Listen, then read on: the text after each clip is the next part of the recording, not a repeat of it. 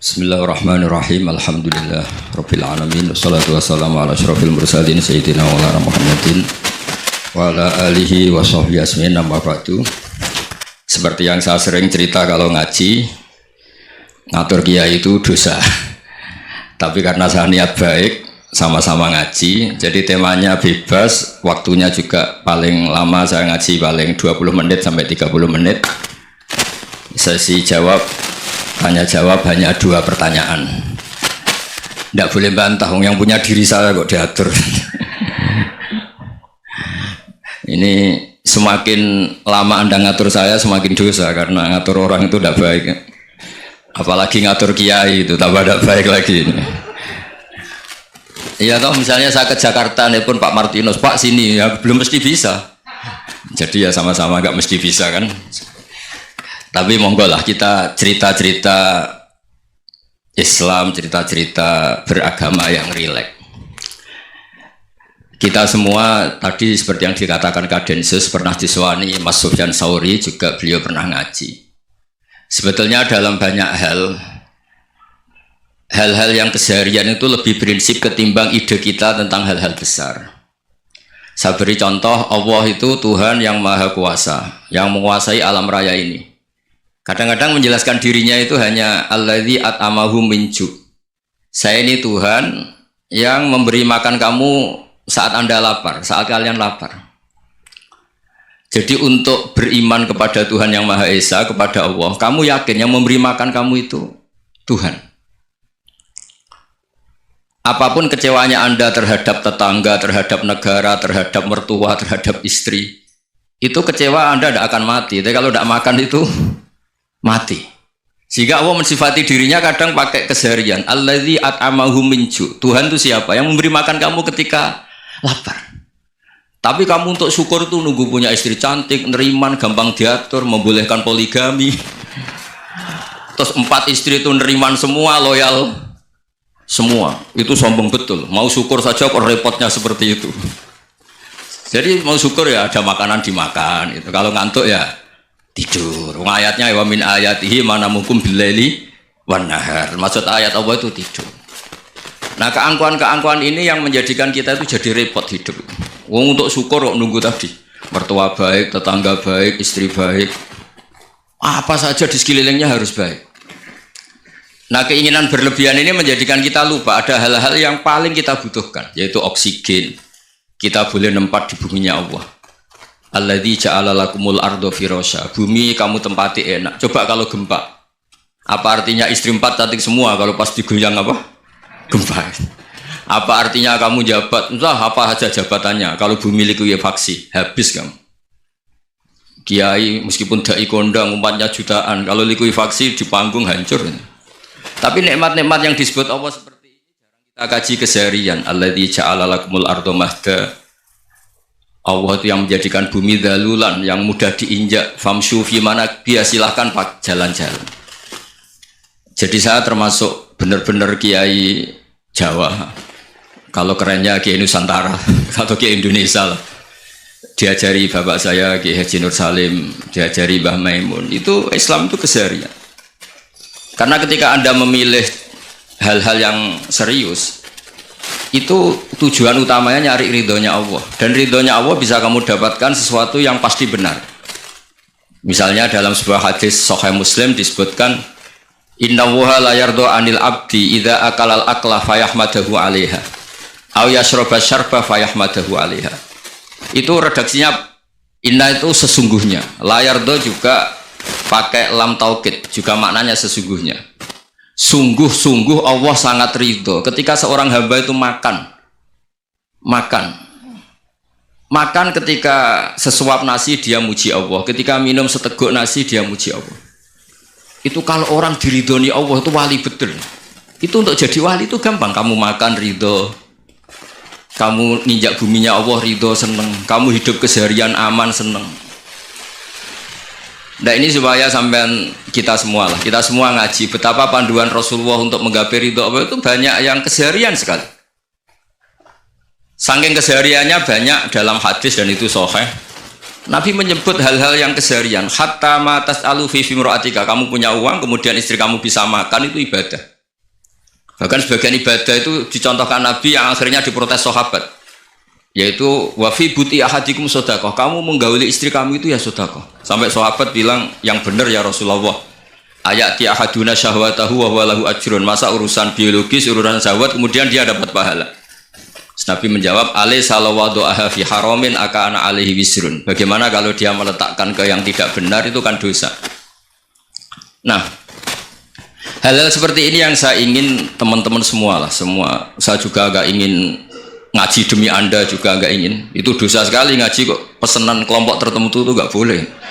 Islam itu untuk semua, jadi ya cuma karena di depan saya jenengan ya seakan-akan jenengan korbannya. Itu ada ilmunya dalam usul fikih itu. Jadi orang itu harus ngaji usul fikih. Nama yang disebut, mungkin Mas Sufyan masih ingat zaman ngaji usul fikih. Nama yang disebut itu tidak jaminan sebagai prioritas perintah. Jadi misalnya gini, kebetulan yang di depan Nabi itu Abu Dzar. Nabi ya bilang, ya Abu Dzarin ini uhibbuka misalnya, atau ya Mu'ad ini uhibbuka, atau ya Abu Hurairah ini uhibbuka misalnya. Banyaklah riwayat yang Nabi nyebut ya Abu Dzarin, ya Mu'ad, ya Abu Hurairah. Kemudian misalnya Nabi meneruskan khitab, ini uhibbuka, saya mencintai kamu, fakul dubur sholatin, atau sebagian riwayat disebut fala tada'anna dubura kulli sholatin Allahumma inni ala dzikrika wa syukrika wa husni ibadatik. Saya mencintai kamu, siapa aja, Mu'ad bisa, Abu Dzar bisa, siapa. Saya mencintai kamu, mohon kalau habis sholat kamu jangan lupa wiridan Allahumma inni ala dzikrika wa syukrika wa husni ibadatik. Ya Allah, tolong kami permudah supaya mudah ingat engkau. Anda tidak bisa mentang-mentang, wong nama saya Parmin, nama saya Purnomo, itu yang diperintahkan Mu'ad misalnya. Jadi yang disebut satu, tapi khitab itu untuk siapa saja. Saya teruskan ya. Jadi saya mohon semua kita melakukan kebaikan itu, kalau dalam kaidah fikih disebut al yakin la yuzalu bisyak. Banyak kebaikan yang kebenarannya itu 100%, tidak punya efek samping ke pihak lain, ke kelompok lain, ke komunitas lain. Itu tadi misalnya Anda makan dan itu murah sekali, hanya butuh satu piring, setiap kunyahan kamu muji Allah, setiap minum kamu muji Allah. Itu redaksinya Rasulullah SAW disebut Allah sangat ridho ketika seorang hamba makan kemudian dia memuji Allah, atau minum kemudian dia muji Allah. Logikanya gampang, negara seperti ini yang kamu harapkan bentuknya kayak apa, mertua, ipar, komunitas, tetangga, itu nyata terjadi itu kan belum pasti. Sementara yang mesti terjadi adalah kamu butuh makan, kalau tidak mati. Butuh minum, kalau tidak mati. Butuh bumi yang nyaman ditempati, kalau tidak kita juga mati. Sebab itu Allah kalau menyebut nikmatnya itu hal-hal yang keseharian. Alladzi at'amahum min ju'. Allah itu siapa? Allah itu yang menciptakan kamu bisa makan. Tidak berlebihan, Allah itu yang menciptakan kondisi sosial itu ideal. Zaman Nabi itu ya ada orang munafik. Orang-orang pilihan Allah itu juga diuji orang sekelilingnya yang macam-macam. Semua diuji sesuai konteks zaman dan waktu. Nah, tapi ada ibadah-ibadah yang selalu disarankan Nabi. Sampai Nabi itu pernah ditanya, ayul Islam ya khairun ya Rasulullah, Islam terbaik itu gimana? Jawaban Nabi itu unik. It'amu to'am, Islam terbaik itu ya makan-makan, jangan santai-santai. Ketika Allah menyebut beberapa kebaikan, falak tahamal akobah, wa ma adrokan apa? Mal akobah. Terusannya apa? Fakku rokobah. Terusannya apa? Au it'amun fiyaumin di masubah. Ya itu acara makan-makan itu juga Islam. Kenapa? Ya bayangkan kalau tidak ada makanan, kita mati kan? Kondisi sosial tidak ideal itu Anda masih gak apa-apa, tapi kalau Anda tidak makan, Anda tidak minum, kamu punya istri cerewet masih bisa hidup, punya mertua cerewet masih bisa hidup, tapi kalau tidak makan bisa mati. Berarti penting mana istri sama makan? Penting mana? Makan. Semoga istri Anda dengar, nanti kamu disuruh makan tapi pulang deh. Itu kalau dibahasakan makan masih memahami. Penting mana nasi satu piring dengan istri? Nggak ada nasi mati, nggak ada istri belum mati. Penting mana? Gak berani jawab kan? Nah, ternyata Anda ada garang kan di depan istri. Jadi saya mohonlah, mungkin Mas Sufyan Sauri tadi yang bisa bantulah teman-teman tuh ngaji yang keseharian saja. Karena kita nyari ridha Allah itu berdasar firman Allah, dan firman Allah itu menyebut keseharian tuh riang gampang. Ya itu tadi misalnya wa min ayatihi manamukum bil laili wan nahar. Termasuk ayat-ayat Allah itu kamu tidur. Maka dulu itu ada guyonan, ada tokoh Mu'tazilah, kelompok dalam Islam yang berpikir manusia itu bisa menentukan ikhtiarnya sendiri. Karena saya bisa duduk, duduk, ingin berdiri, berdiri. Karena kelompok ini nggak terima kalau semua kehendak Allah, nanti bagaimana kalau semua kehendak Allah kok ada hisab ya, ada sanksi. Lucunya itu dia akhirnya ini cerita ya, mencintai seorang perempuan cantik sekali. Dan itu dia menjadi ahli sunnah itu oleh hal-hal yang sepele. Karena istrinya cantik, ya namanya suami istri itu hubungan intim. Terus ditanya, Mas, masih ingin lagi? Masih. Silahkan diulang lagi. Wah ya tidak bisa. Katanya manusia bisa menentukan yang diinginkan. Itu tobat itu. Itu nggak bisa ditobatkan Mas Sufyan Ats-Tsauri. Orang cantik yang mudah nobatkan orang itu orang cantik.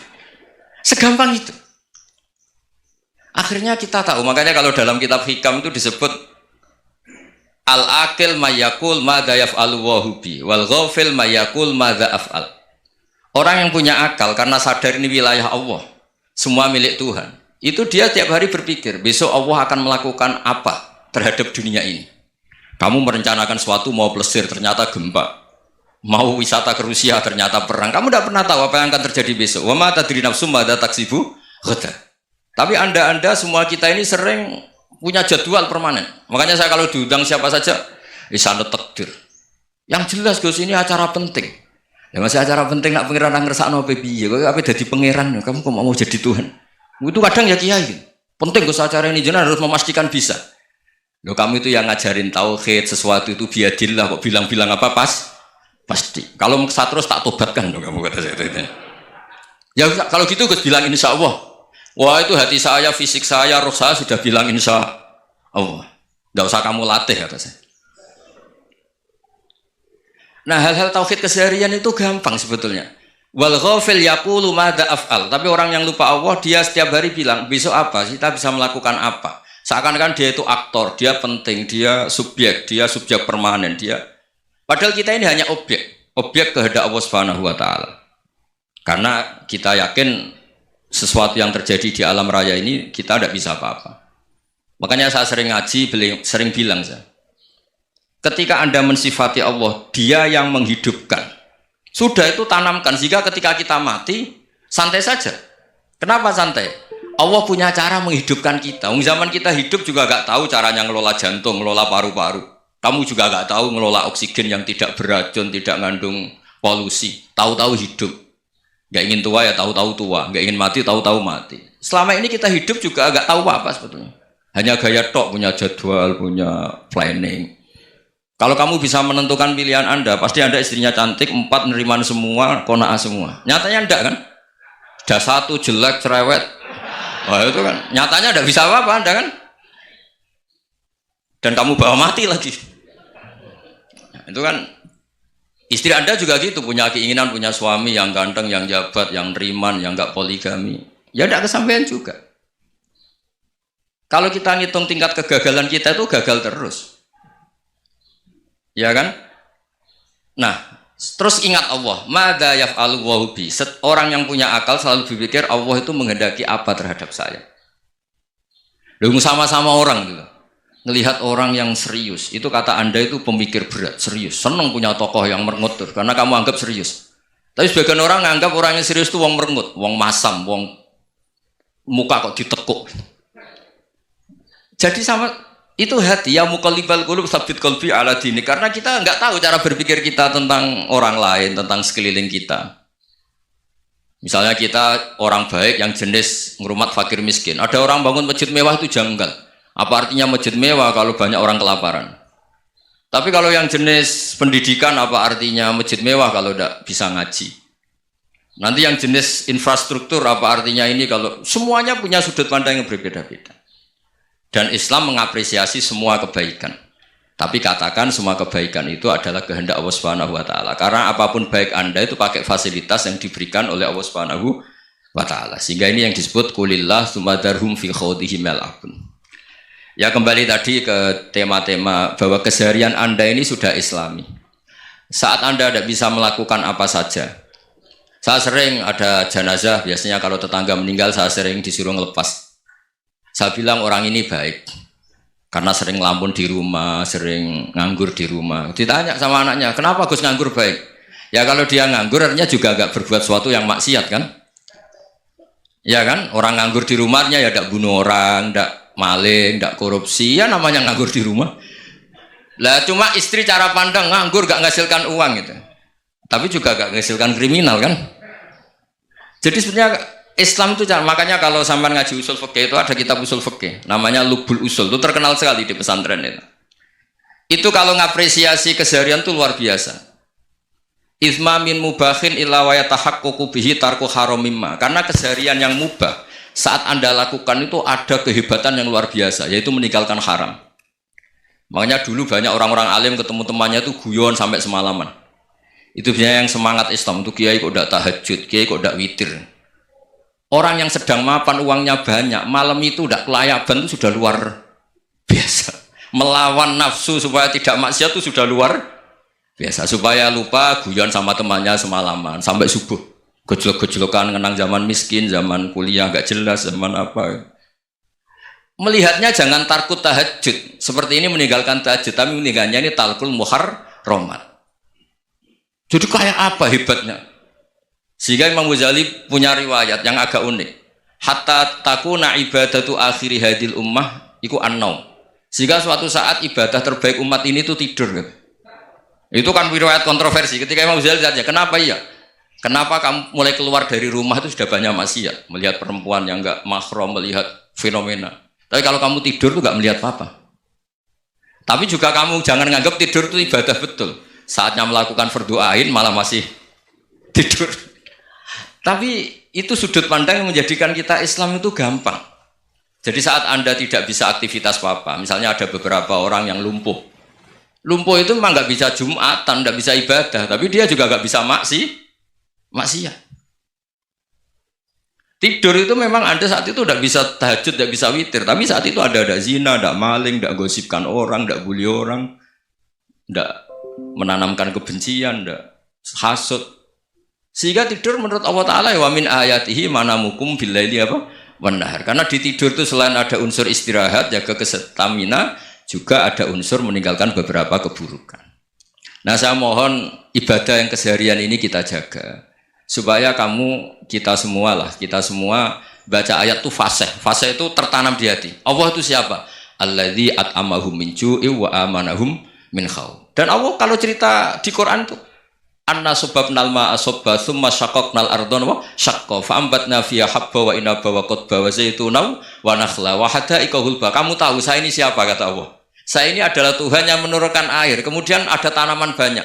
Habba wa inaba wa qadba, ada zaitun, ada tin, kalau orang Jawa mungkin ada tela, ada padi, ada mangga, ada pisang. Sudah. Wa inaba wa zaituna wa nakhla wa hada'iqa hulba, ada perkebunan yang lebat. Tujuannya apa? Mata Allahkum, silahkan kamu pakai, kamu nikmati. Tapi karena kadang kita ini punya ide-ide besar. Tadi untuk syukur saja nunggu punya istri riman, rumah baik, tetangga baik, komunitas baik, semuanya baik baru syukur. Lama-lama nanti ada di surga, syukurnya nunggu surga paling kelas A. Itu sudah ada yang menghuni Rasulullah, kamu nggak boleh di situ. Masa untuk syukur saja? Repotnya Masya Allah. Jadi mohonlah Quran yang kalau Anda hafalkan juz sama itu kan ada ayat-ayat yang kayak tadi. Ya, fal yang dzuril insanu ila ta'ami. Coba lihat apa yang kamu makan ya? Dari mana? Dan untuk mempertahankan hidup kamu keseharian. Jadi jangan kira ibadah itu harus membentuk komunitas yang versi Anda. Ibadah itu harus hal yang mulu-mulu. Kesehariannya Anda alami. Loh ini saya tidak bikin-bikin. Saya ngaji bukan karena berdasar pesanan. Itu ayat yang saya baca kan betul ada ayatnya kan. Fal yang dzuril insanu ila ta'ami. Anna sababnal ma'a sabba tsumma syaqqaqnal ardha syaqqa fa ambasna fiha habba wa inaba wa qadba wa zaituna wa nakhla wa hada'iqa ghulba. Terusannya apa? Mata'al lakum, silakan kamu nikmati. Mata itu silakan kamu nikmati. Ya kayak sampean dikasih hidangan ya makan. Ya sudah makan, habis makan ya minum, habis itu ngantuk ya tidur. Ya sudah normal-normal saja. Kayak apa indahnya Islam? Tapi Anda mencari Islam yang gimana lagi? Nah itu yang diajarkan guru-guru kita, diajarkan sanad kita sampai Wali Songo, sampai Rasulullah Shallallahu Alaihi Wasallam. Bahwa pada akhirnya ada jihad, ada perang. Itu dulu memang perang, bukan membunuh. Beda. Dulu kita dijajah Belanda ya perang, dan itu normal karena kita dijajah. Jadi ketika orang lain ingin baik sama kita, wa in ahadum minal musyrikin astajaruka ya fajirhu hatta yasma'a kalam Allah. Kalau mereka ingin baik ya kita baik. Makanya ada istilah musta'man, mu'ahad. Kalau mereka ingin damai, berdampingan dengan kemajmukan ya itu yang lebih baik. Karena memang Islam menghormati proses perdamaian. Wa in janahu nawa lisalmi ya fajnah lah. Kalau ingin damai ya kita harus damai. Jadi andai kan dulu Belanda datang ke Indonesia kok minta besanan gitu. Ya mungkin kita juga seneng karena memperbaiki hidung kan kalau minta besanan gitu. Nah tapi wong jajah dulu itu kan masalah kan? Apa? Masalah kan? Jadi saya mohon jadi apa? Saya tadi minta sama Bapak Kadensus kemarin juga pernah main ke saya. Jangan sering ketemu saya ini sudah uzlah, saya ini sudah mau daftar jadi resi. Saya itu kemarin di muktamar juga agak datang, acara di Jogja juga sudah. Karena memang keluarga saya dulu itu mbah saya, bapaknya bapak saya itu nggak keluar rumah itu puluhan tahun, memang punya adat uzlah. Ya makanya ngaji saya ngaji aja yang gampang-gampang aja, yang nggak orderan, yang nggak pesenan ngaji aja dulu yang gampang. Saya ikhlas, yakin betul saya ikhlas. Ikhlas itu menurut saya itu roh. Orang nggak ikhlas menurut saya itu orang aneh. Ikhlas itu gampang, sudah saya bilang. Kalau kamu yakin ilmu itu milik Allah, ngasihkan juga ikhlas itu milik Allah. Apa sih yang kamu punyai sehingga kamu udah ikhlas? Uang milik Allah, energi kita milik Allah, bumi milik Allah. Kemudian kamu merasa memiliki. Merasa memiliki itu kalau dalam ilmu tasawuf sudah kesalahan kan. Bagaimana Anda punya? Coba tahu-tahu tanah itu kok milik Anda. Karena saya beli, saya beli dari orang, dari Zaid. Padahal yang asli punya itu Allah. Apa benar kamu pernah beli sama Allah? Zaid ini pemilik nisbi, pemilik yang enggak sebenarnya kan? Ya enggak? Yang benar-benar pemilik itu Allah. Kok kamu ngerasa itu bumi kamu itu atas nama apa? Coba. Milik kan harus beli atau dikasih. Tidak semua kan? Nah, makanya itu famshu fi manakibiha, dan Allah menyebutnya, sudah saya ini yang menciptakan bumi. Waladzi ja'ala lakumul arda dalulan. Dan Allah menyebutnya sederhana, famshu fi manakibiha, silakan jalan-jalan. Terusannya apa? Wa kulu mirizki, silakan makan-makan. Jadi Islam itu yes. Ya, makanya kiai-kiai itu ada acara makan, sampai ada guyonan fikuli makanin makan di setiap tempat ya makan. Nggih ngoten nggih, pokoke sing gampang-gampang mawon nggih. Wis nggih Mas Sufyan nggih sing gampang-gampang mawon nggih. Assalamualaikum warahmatullahi wabarakatuh. Nah, yang saya ingin tanyakan, bagaimana kita memupuk konsep persaudaraan tanpa memandang kepentingan duniawi. Bismillahirrahmanirrahim. Ya yang rileks saja ya. Saya pernah ketemu orang yang pakaiannya itu enggak, mungkin kalau orang syariat bilang enggak syar'i lah, pakai pakaian yang tidak syar'i. Tapi dia muslimah, dia ke masjid. Saya ditanya sama seseorang, Gus kok sama orang gitu mau bertemu gitu. Karena terus saya bilang kenapa? Dia pakaiannya tidak Islami. Oke, dia tidak pakaian Islami itu nyata, tapi dia ke masjid itu Islami, tetap sholat itu Islami.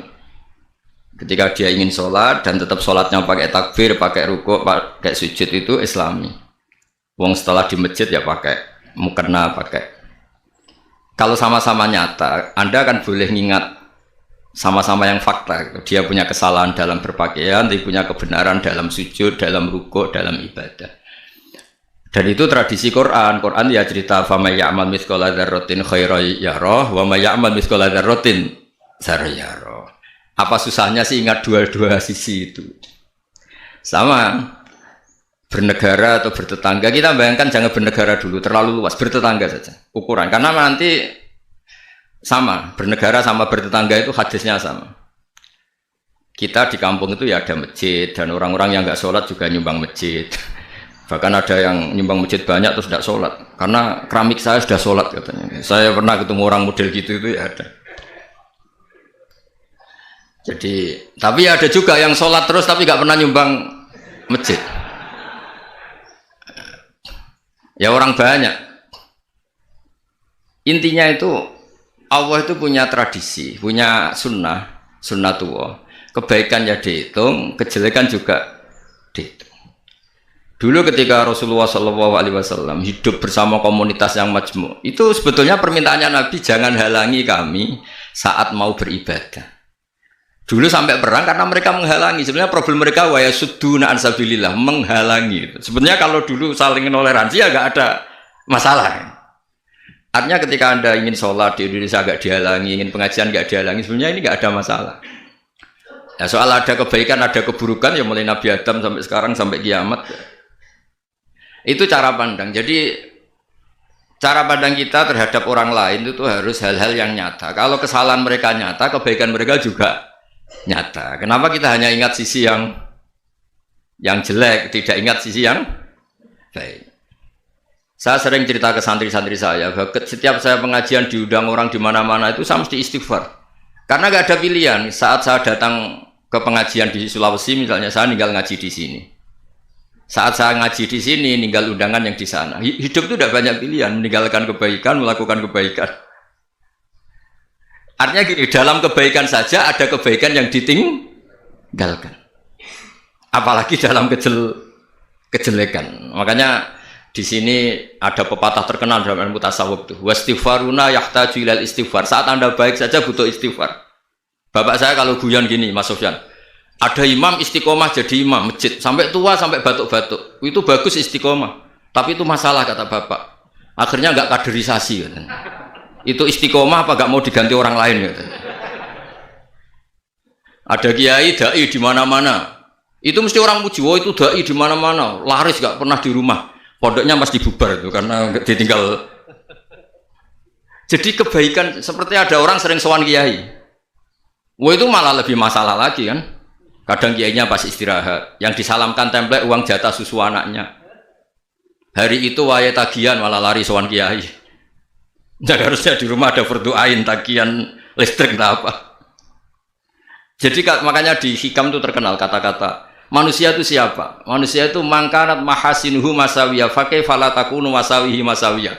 Manusia itu orang ketika baik saja salah, apalagi pas salah. Coba saya misalnya pidato begini, di atas panggung saya orang alim pidato nasihati orang.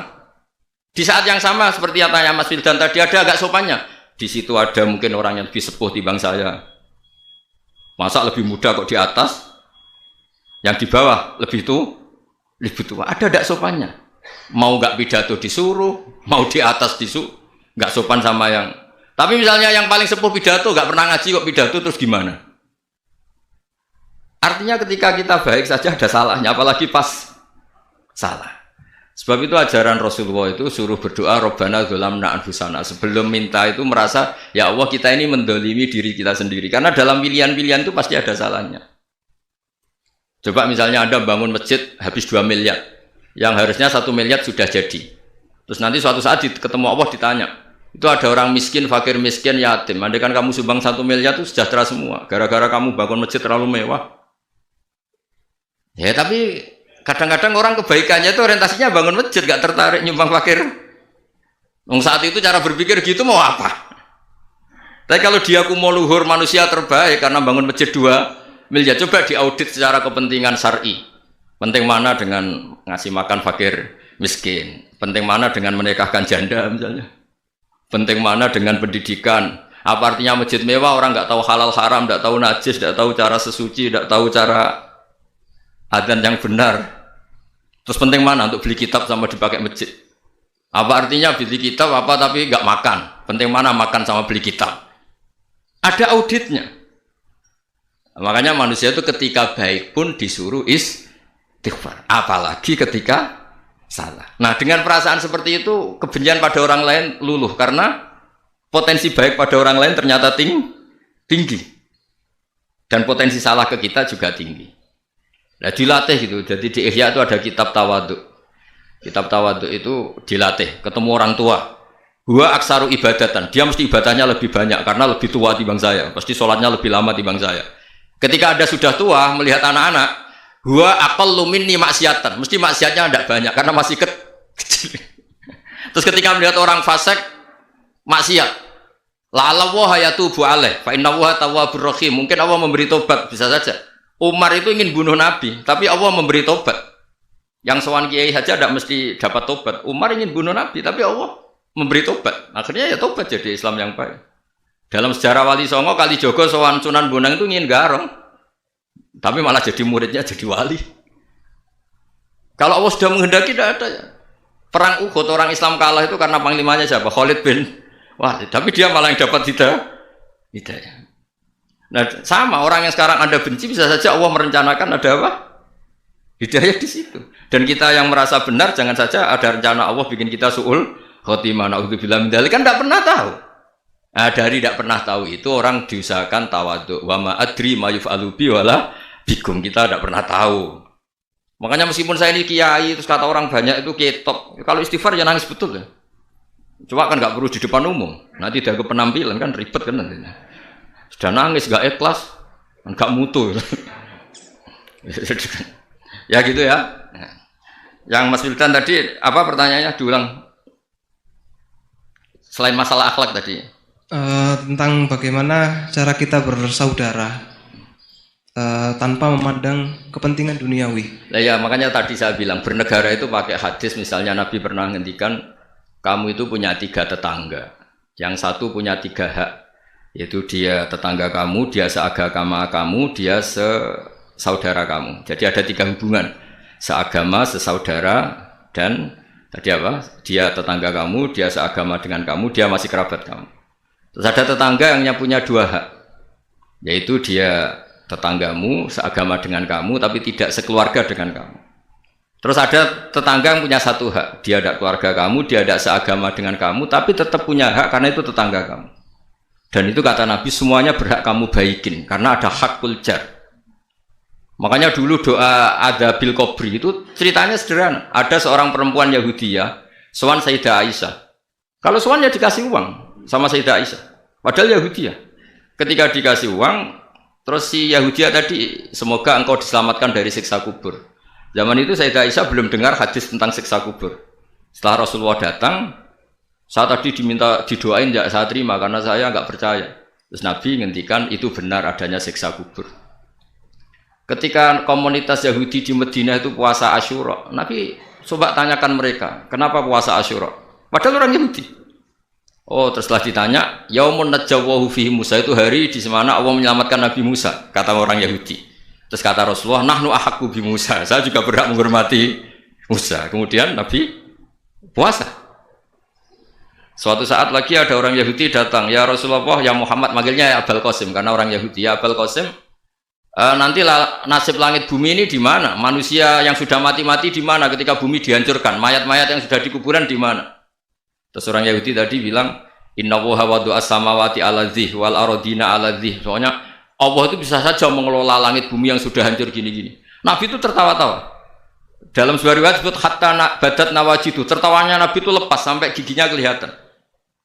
Kata rawinya tasdiqan liqaulil khabri, karena Nabi membenarkan orang Yahudi tadi. Jadi intinya dalam banyak hal itu ya dicari kesamaan. Makanya kalau interaksi dengan kelompok lain, kata Nabi, la tusaddiquhum wa la tukadzibuhum. Kamu jangan mengiyakan, juga jangan menolak. Kamu tolak, jangan-jangan pas yang sama dengan ajaran kita. Kamu benarkan, jangan-jangan yang tidak sama. Ya sudah, kalau nggak sependapat ya jangan ngambil sikap. Nah, itu juga yang dipraktikkan Rasulullah SAW. Nabi yaqumu lailatan yuraddidu hadil ayat. Nabi pernah sholat 1 rakaat hanya ngulang 1 ayat. Itu aja gak selesai. Yaitu ngulang-ngulang ayat. Fa'akulu kama qolal abdus sholeh in tu'adzibhum fa'innahum ibaduk wa in taghfir lahum fa'innaka antal azizul hakim. Pun Gusti kula nyerah. Semua ini hamba jenengan, monggo jenengan napakno sing duwe jenengan. Intinya itu ini wilayah jenengan, ndak wilayah saya. Nah kadang-kadang kita sebagai manusia itu jumawa seakan-akan itu wilayah kita. Kita nyiksa terserah kita, mengampuni ya terserah kita. Padahal tidak milik kita. Dunia ini milik Allah Subhanahu wa Ta'ala. Makanya yang terakhir saya ijazahkan ijazah bapak. Bapak saya itu orang hafal Quran, alim tapi lucu, senengannya guyon. Kalau ngajarkan saya tauhid, tasawuf itu gampang. Hak, kamu punya tetangga, punya Innova. Terus kamu berpikir, kamu miskin berpikir, itu pajaknya aja berapa? Kalau apa itu bannya sudah halus itu gantinya kayak apa, kalau rusak kayak apa. Terus kata bapak, ngora melok duwe kok mikir, udah ikut punya kok mikir. Terus coba kamu nggak ikut punya Alphard. Terus saya mikir, wah itu pajaknya berapa Pak Martinus bisa dipakai beli motor kan? Pajaknya apa? Alphard ini. Oh nggak ikut punya kok. Nah, dunia itu rawekmu, mbok pikir lah apa ono sing duwe. Maksudnya dunia itu milik Allah, apa kamu pikir itu milik yang punya gitu. Nah, itu yang dimaksud dalam ilmu tasawuf, da'it tadbir fama qoma bi ghairuk la tuqimbihi nafsak. Sudah kamu tidak usah ikut campur. Itu wilayahnya Allah gitu karena wong nggak ikut punya kok ikut mikir. Anda benci orang benci sekali karena dia tauhid misalnya. Jangan-jangan Allah punya rencana memberi hidayah dia. Atau Allah punya rencana dari dia keluar orang-orang Islam yang soleh. Makanya ketika Malakul Jibal, ya Rasulullah saya disuruh Allah, terserah engkau. In syi'ta an udbiko alaihim al-akhshaben. Kalau engkau mau orang-orang yang mendustakan kamu saya hancurkan. Apa jawabannya Nabi? La, jangan. Bal arju ayyukhrijawah min aslabihim ma ya'budullaha wa la yusyriku bihi syai'an, itu di Bukhari. Enggak, bisa saja sekarang dia kafir, anak turunnya jadi Islam. Dan betul. Abu Jahal punya anak Ikrimah, Abu Lahab punya anak Darrah. Walid itu musuh besarnya Nabi, punya anak Khalid. Ya sudahlah, kita selalu berharap bahwa ini wilayahnya Allah. Sudah kita berharap. Agama ini bagi yang selalu punya harapan. Limangkan yarjuwaha, orang yang selalu punya harapan.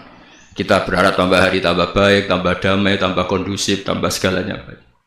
Dan saya seperti ini juga ingin ikhlas dan akan selalu ikhlas. Ya saya sering bilang kalau pejabat mau sini itu sering tak ngel-ngel. Saya ini sudah ingin Indonesia itu baik itu tanpa diminta. Kalau diminta itu malah seakan-akan saya belum melakukan. Ini kan. Sudah saya lakukan kok baru diminta. Karena ini wilayah kita semua, artinya ingin baik itu keinginan kita semua. Status kita. Kata Sayyid Zabidi dalam kitab Ithaf, keinginan baik itu syakhsiyatuk wa hakikatuk. Itu kamu sekali. Manusia itu kan kata Allah Ta'ala, saya pertama menciptakan manusia itu khunafa, orang yang berkeinginan baik. Baru digoda setan terus macam-macam. Jadi keinginan baik itu hakikatuk wa syakhsiyatuk. Itu kamu sekali. Ingin baik itu kamu sekali. Itu status kamu katanya. Makanya orang preman kayak apa, mabuk kayak apa, ada orang kecelakaan, pikiran pertama itu nolong, itu yang normal.